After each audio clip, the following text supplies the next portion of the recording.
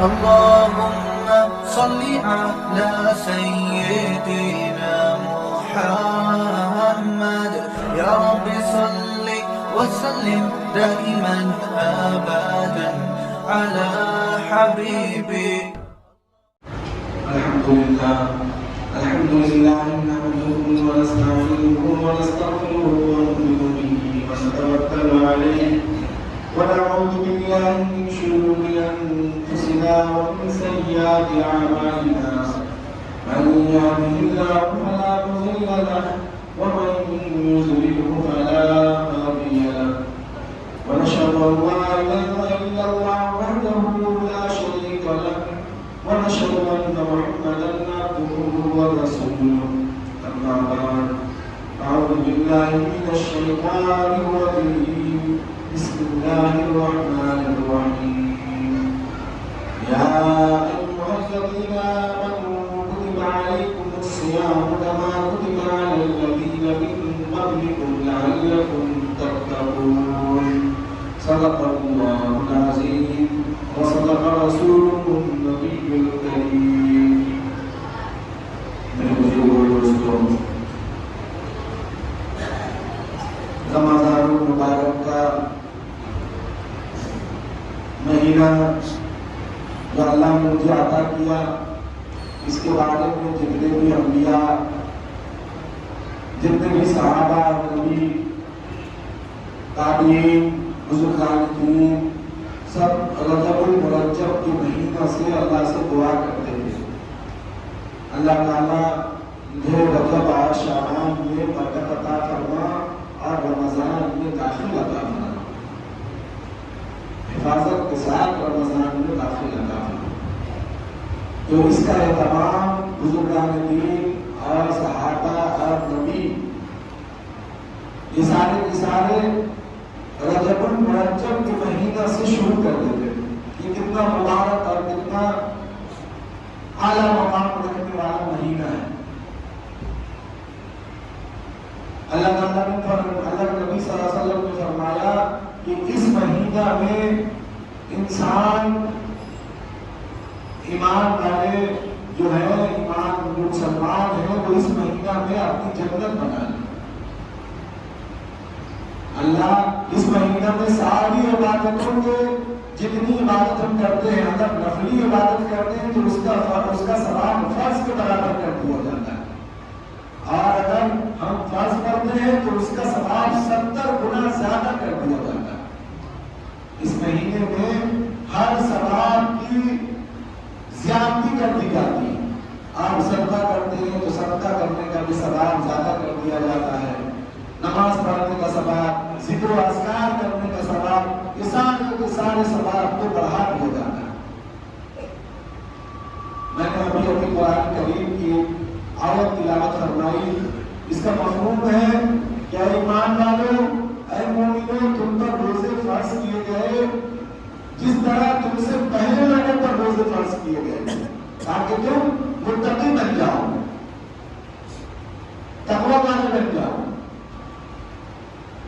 روزہ اس لیے فرض کیا گیا تاکہ تمہارے اندر تقوی آ جائے. آج ہمارے بہت سارے بھائی ہیں جو واٹس ایپ، فیس بک، سوشل میڈیا پر بہت ساری چیزوں کو وائرل کرتے ہیں. آج سیلاب آنے والا ہے، پھر سے کوئی مسلمان آنے والا ہے. آپ کو اللہ نے یہ حق نہیں دیا. علامہ اقبال کا شعر میں پڑھ رہا تھا، کسی واٹس ایپ میں لگا ہوا تھا، کہ آج مومن کا سیلاب آنے والا ہے، پھر سے دیکھو رمضان آنے والا ہے. آپ ایسا نہیں بول سکتے کسی کے بارے میں. پتہ نہیں اللہ کو کس میں کی ادا پسند آ جائے، وہ جنت میں چلا جائے اور یہ لکھنے والا جہنم میں چلا جائے. یہ کسی کو نہیں خبر ہے. ایک زانیہ تھی جس نے ہمیشہ زنا کیا، اور ایک دن راستے سے جا رہی تھی، ایک کتا پیاسا تھا، اس نے کسی چیز کو وہاں پر نہیں پایا، اس نے اپنے جوتے کو نکال کر اس میں پانی نکالا، اپنی اوڑھنی سے باندھ کر کنویں سے پانی نکالا اور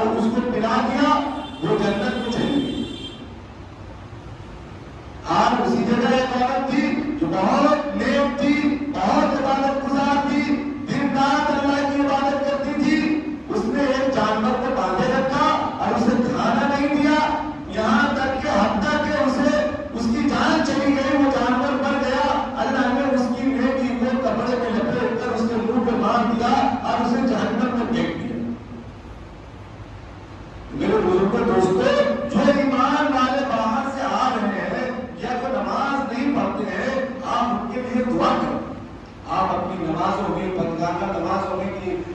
اللہ جو بندے نہیں آ رہے تھے وہ مسجدوں میں آ رہے ہیں، اللہ ان کو ہمیشہ مسجد میں آنے والا بنا. ہم جب ان کے بارے میں طنز کریں گے فیس بک پر، واٹس ایپ پر، جب ہم طنز کرنا شروع کریں گے تو ہو سکتا ہے کہ ان کا دل ایمان سے پھر جائے کہ کیسے ایمان والے لوگ ہیں جو جس تانا کو اللہ کے نبی پسند نہیں کرتے اس تانا کو یہ مومن کر رہا ہے، اس کام کو یہ مومن کر رہا ہے. اللہ کے نبی کچھ باتوں کو بےحد کیا ہوا سمجھتے، ایک دم پسند نہیں کر پاتے. اللہ کے نبی تانا دینا، شغل گزری کرنا، غیبت کرنا، عیب چوری کرنا اللہ کے نبی کو بالکل پسند نہیں. خود اللہ نے فرمایا کہ ہم اپنے بندوں سے ایک ماں جتنی اپنے بچے سے محبت نہیں کرتی اس سے 70 گنا زیادہ اللہ اپنے بندوں سے محبت کرتا ہے. ایک ماں اپنے بچہ سے کتنا محبت کرتی ہے اس سے 70 گنا زیادہ اللہ تعالیٰ اپنے بندوں سے محبت کرتا ہے. تبھی تو اتنا گناہ کر کے آتا ہے پھر اللہ کہتے ہیں کہ تم توبہ کرو، اور اللہ تعالیٰ اس کے جب سچے دل سے توبہ کرتا ہے تو اللہ تعالیٰ اس کے سارے گناہوں کو نیکیوں میں بدل دے. بشرطے کہ ہم توبہ کرنے والے بنیں. اللہ قدر کر کے دکھا دیں گے. جب ہم توبہ کرنے والے بنیں گے تو اللہ تعالیٰ قدر کر کے دکھا دیں گے. بنی اسرائیل کا ایک لڑکا تھا، وہ روز ایک لڑکی بدلتا. اس کی ایک شوق تھی زنا کرنے کی، روز ایک لڑکی بدلتا. وہ جب ایک دن وہ کسی لڑکی کو لے کر آیا تو اس لڑکی نے کہا کہ اس کا نام مجھے یاد نہیں ابھی، نے کہا کہ تم اللہ سے ڈرو، میں اپنی غربت کی وجہ کر تمہارے پاس چلی آئی، ورنہ مجھے اس کام کرنے میں، یہ کام کرنے میں بہت ملامت آتی ہے.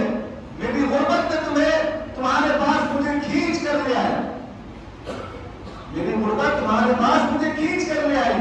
وہ اسی پر تھکا گیا، اللہ کا نام سنتے ہی اس نے اس کو وہ مال بھی عطا کر دیا جس عوض پہ اس کو لایا گیا تھا، جس مال پر اس نے طے کر اس لڑکی کو لایا تھا اس نے سارا مال اس کو دے دیا اور اسے کہا کہ تم جاؤ، اور اس نے اللہ سے توبہ کر لی.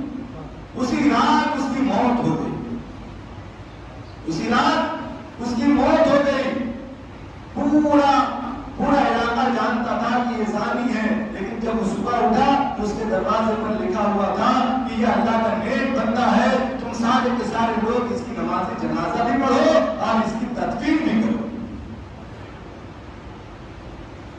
میرے بزرگوں دوستو، اللہ وہ معاف کرنے والے ہیں، اللہ تو بہت رحم کرنے والے ہیں، اللہ غفور الرحیم ہے.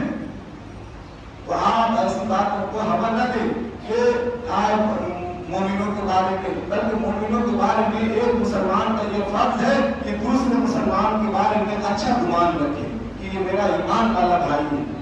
تمہیں رمضان کے متعلق بتا رہا تھا کہ اللہ تعالیٰ اس مہینے میں رزق کو بڑھا دیتا ہے.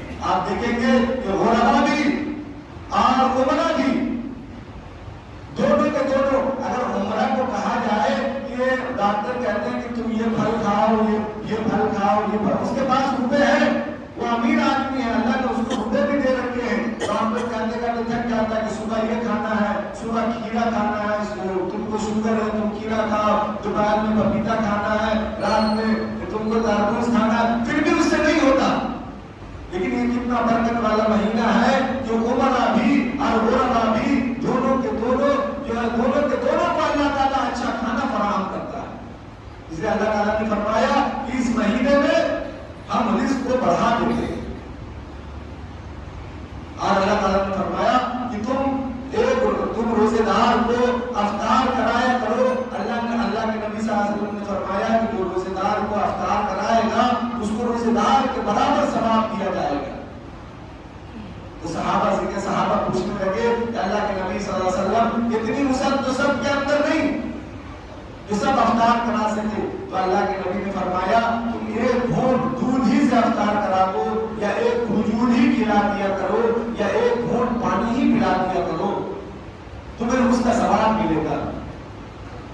یہ بہت مبارک مہینہ ہے. اس مہینہ میں عبادت کرنا ہے اور اللہ سے جو ہے قربت اختیار کرنا ہے، نمازیں پڑھنی ہے، اللہ سے دعا کرنی ہے. اب ہم سے جو گناہیں جو ہوئی ہیں مستقبل میں اس کی معافی بھی مانگنی ہے. قرآن کریم کی ایک آیت ہے شہر رمضان الذی انزل فیہ القرآن ھدی للناس وبینات من الہدی والفرقان فمن شہد منکم الشہر فلیصم ومن کان مریضا او علی سفر فعدۃ من ایام اخر.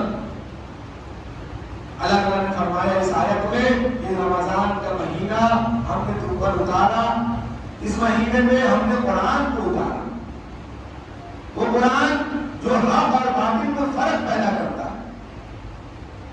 اس قرآن کو اتارا جو حق اور باطل میں فرق پیدا کرتا ہے. اور تم اگر اس مہینہ کو پاؤ تو تم اس مہینہ میں روزے رکھا کرو. اور فرمایا آگے کہ اگر تم مریض ہو یا سفر میں ہو تو جب تم اپنے سفر سے لوٹ جاؤ یا تم ٹھیک ہو جاؤ تو تم اس روزے کو پورا کرو. کتابوں میں بات آتی ہے, میں ایک حدیث پڑھ رہا تھا, اس میں لکھا ہوا تھا کہ اللہ کے نبی نے فرمایا اس روزے کا انکار کرنے والا کافر ہے. جس نے روزے سے انکار کیا وہ کافر ہے, اور جس نے بغیر روزے کے روزہ نہیں رکھا وہ فاسق ہے. ہم آج ایسے ہی کہہ دیتے ہیں کہ ہم بیمار ہیں, سر میں درد ہوا ہم کہتے ہیں بیمار, ہم نے روزہ نہیں رکھا. نہیں, آپ جب تک آپ کو قرآن کہتا ہے کہ جب تک آپ جائز بیماری میں مبتلا نہ ہو تب تک آپ روزہ کو چھوڑ نہیں سکتے. جس سے آپ کا جانی نقصان ہو اس وقت آپ روزہ کو چھوڑ سکتے ہیں. آپ ایسے ہی اس روزہ کو نہیں چھوڑ سکتے, یہ روزہ فرض ہے. باقی آپ جتنا روزہ رکھتے آئے ہیں پورا سال, یہ سارے کے سارے نوافل تھے, لیکن رمضان کے روزے فرض ہیں. ہر امت, ہر نبی پر ایسا نہیں ہے کہ یہ اس امت پر امت محمدیہ پر صرف روزہ رکھنے کا حکم ہے یا روزہ فرض کیا گیا. آدم علیہ السلام کے اوپر بھی روزہ فرض کیا گیا تھا, ان کی امتوں پر بھی روزہ فرض کیا گیا تھا. ایام بیض کے روزے ان پر فرض تھے. چاند کی 13, 14, 15 تاریخ کے روزے آدم علیہ السلام کی امتوں پر بھی فرض تھے اور آدم علیہ السلام پر بھی فرض تھے. موسیٰ علیہ السلام کی امتوں پر 40 روزے فرض تھے. عیسیٰ علیہ السلام بھی انہی کے طرز پر روزہ رکھا کرتے تھے. تو یہ روزے جو ہے اللہ نے قرآن کے ساتھ ذکر بھی کیا, میں نے تم پر روزہ فرض کیا تاکہ تم متقی اور پرہیزگار بن جاؤ, اور تم سے پہلے امتوں پر بھی میں نے روزہ فرض کیا. تو یہ روزہ کا جو عمل ہے یہ ہم صرف امت محمدیہ پر نہیں ہے, یہ اللہ نے جب آدم علیہ السلام کو پیدا کیا اس وقت سے روزے کا جو ہے حکم آتا ہوا حکم چلا آتا جا رہا ہے, اور آج امت محمدیہ صلی اللہ علیہ وسلم پر بھی اس روزے کو فرض کیا گیا. لہذا اس روزے کا اہتمام کریں اور آپ کے اڑوس میں پڑوس میں غربا مساکین جو بھی رہتے ہو آپ ان کا خیال رکھیں کہ انہوں نے افطار کیا کہ نہیں کیا, انہوں نے سحری کھائی کہ نہیں کھائی. آپ کا اصل حق میں ایک بار بیان کر رہا تھا کہ انسان کا پہلا حق گھر ہے. گھر سے زیادہ صدقہ کا ثواب کہیں ملتا نہیں. انسان جو مال اپنے اولاد پر اور اپنے بیوی بچوں پر خرچ کرتا ہے اس پر اللہ تعالیٰ صدقہ کا ثواب دیتے ہیں. اور اس کے بعد پڑوس جو آپ کے آس پڑوس میں رہتے ہیں اس کے اوپر جو خرچ کرتا ہے تو اس کے اوپر بھی جو ہے اللہ تعالیٰ صدقہ کا اور زیادہ ثواب ہے.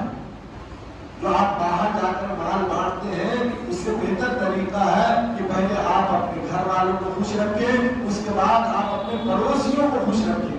اس کے بعد پھر آپ کے پاس اگر مال بچتا ہے تو آپ باہر بھی مدرسے میں ہو یا غربا کو ہو یا مساکین کو ہو, آپ کو جہاں دینا چاہتے ہیں آپ دے سکتے ہیں. یہ مہینہ اصل میں لوٹنے کا مہینہ ہے, یہ سیل ہے. ہر چیز میں ایک سیل لگا ہوا ہوتا ہے. رمضان میں یہ سیل لگا ہوا ہے, آپ حضرات اس سے فائدہ اٹھائیں. جتنی زیادہ ہو سکے نوافل پڑھیں, جتنی زیادہ ہو سکے ذکر کریں. اس پر کوئی پابندی نہیں ہے کہ آپ کو اتنی نفلیں پڑھنی ہے یا اتنا ذکر کرنا ہے. آپ تراویح کا اہتمام کریں. تراویح سنت موقتہ ہے, بے وجہ تراویح نہیں چھوڑ سکتے. کوئی ایسا عذر نہیں بنا کر چوہدری امت میں یہ بات پھیلی ہوئی ہے کہ تراویح تو سنت ہے, بس ایسے ہی پڑھ لیا نہیں بھی پڑھا. لیکن نہیں, تراویح سنت موقتہ ہے. اللہ کے نبی کی بڑی سنت ہے. اللہ کے نبی نے 3 دن جو ہے رات میں اٹھ کر مسجد جا کر آپ نے نماز پڑھی ہے. آپ نے آخری اشرا میں اس کو کہہ لیں کہ رات کے شروع اشرا میں اللہ کے نبی اپنے بستر سے اٹھے اور مسجد گئے, آپ نے نماز پڑھی اور پھر آپ اپنے گھر چلے آئے, پھر آپ دوسری مرتبہ کے دوسرے دن گئے. اس طریقے سے اللہ کے نبی نے 3 دن تک نماز پڑھی ہے مسجد میں جا کر. اس کے بعد اللہ کے نبی نے جانا مسجد میں بند کر دیا. پھر عمر رضی اللہ تعالیٰ عنہ کا زمانہ آیا تو آپ نے سب کو اکٹھا کر دیا اور ایک حافظ مقرر کر دیا اور آپ نے 20 رکعت تراویح طے فرما لی. تو اس وقت سے اس پر علماء کا اجماع ہے کہ 20 رکعت تراویح پڑھنی ہے. اس لیے کہ عمر رضی اللہ تعالیٰ عنہ اللہ کے نبی کی شہادت دے رہے, عمر رضی اللہ تعالیٰ عنہ اس کام کو کر رہے. اس کا مطلب ہے کہ اللہ کے نبی کے ساتھ عمر رضی اللہ تعالیٰ عنہ تھے. اس لیے آپ نے ایک رکعت طے کر لی کہ 20 رکعت ہو سکتا ہے غالباً اللہ کے نبی نے 20 رکعت پڑھی ہو. اس لیے آپ کو تراویح پڑھنی ہے اور تراویح سنت مؤکدہ ہے. اس کو آپ بلا وضو چھوڑ نہیں سکتے. کبھی اگر کسی عذر کے بنا پر چھوٹ گیا تو کوئی ایسی بات نہیں ہے, لیکن بلا وضو آپ اس کو نہیں چھوڑ سکتے. بلا وضو چھوڑنے والا بے شک گناہ اور ملامت کے قابل ہے.